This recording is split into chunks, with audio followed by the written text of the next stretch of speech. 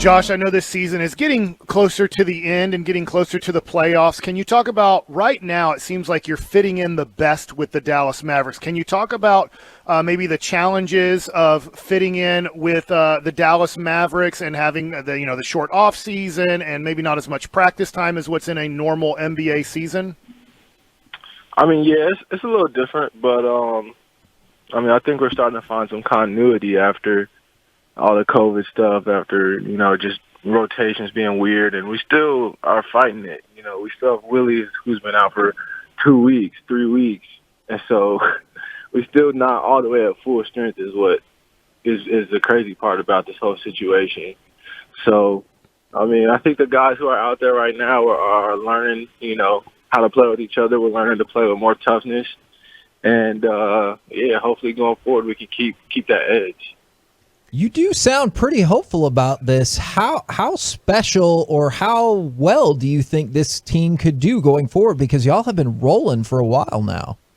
I'm not sure. I'm not throwing any drastic predictions out or anything, but I do think we have some potential to be a tough matchup, in a playoff series, and hopefully we get to find that out, in the near future.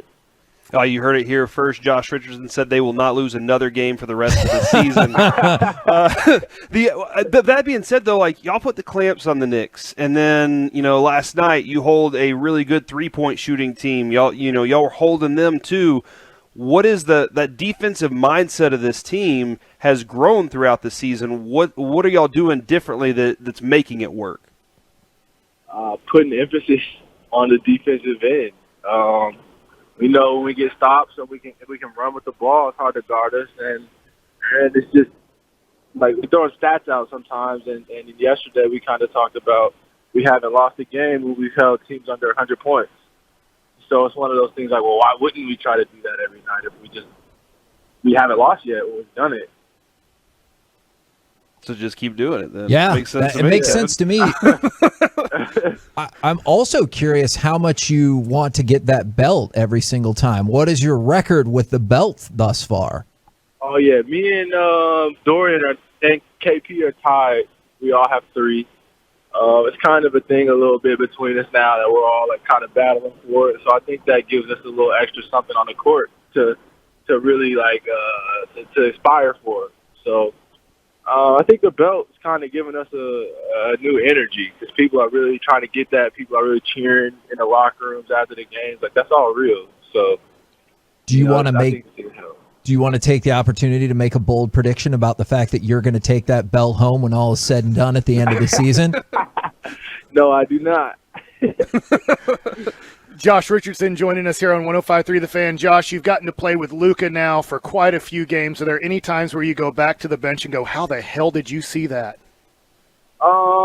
It happens probably once every couple games, where it's just it's insane some of the passes he makes, some of the shots that he makes, and he's only 22, and so his potential's through the roof.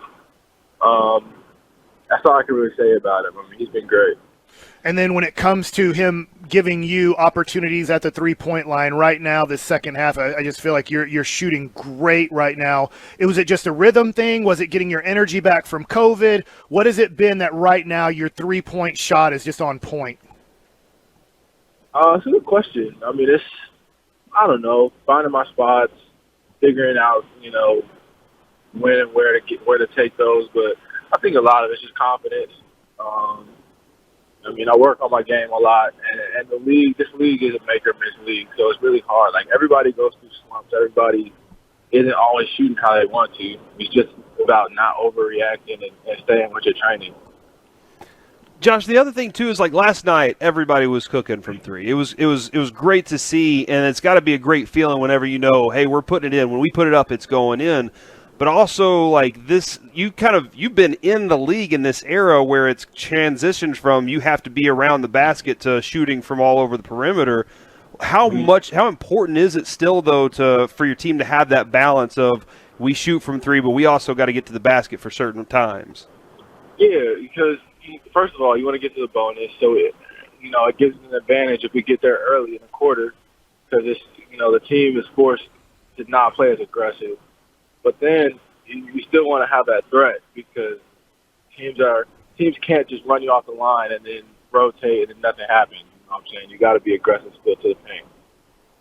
I want to go back to the defense for just a second. And can you tell us a little bit more about like the pride that comes with the defensive versatility of being able to switch to X number of positions? Because I think sometimes people just like, oh yeah, he's good at defense without getting into the like specifics of he's good at defense because he can go here, here, here on this guy, this guy, this guy.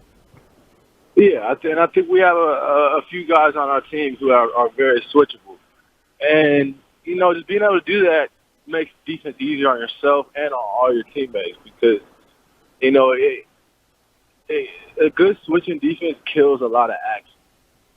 And so if you can kill actions and make teams, you know what I'm saying, take shots low in the shot clock and they're rushing, that's a big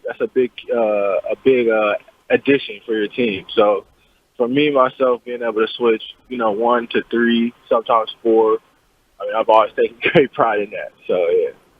And then when it comes to KP, can you tell us when he's going to come back for you guys? I really wish I could. I wish someone could tell me when he's coming back, but I don't know.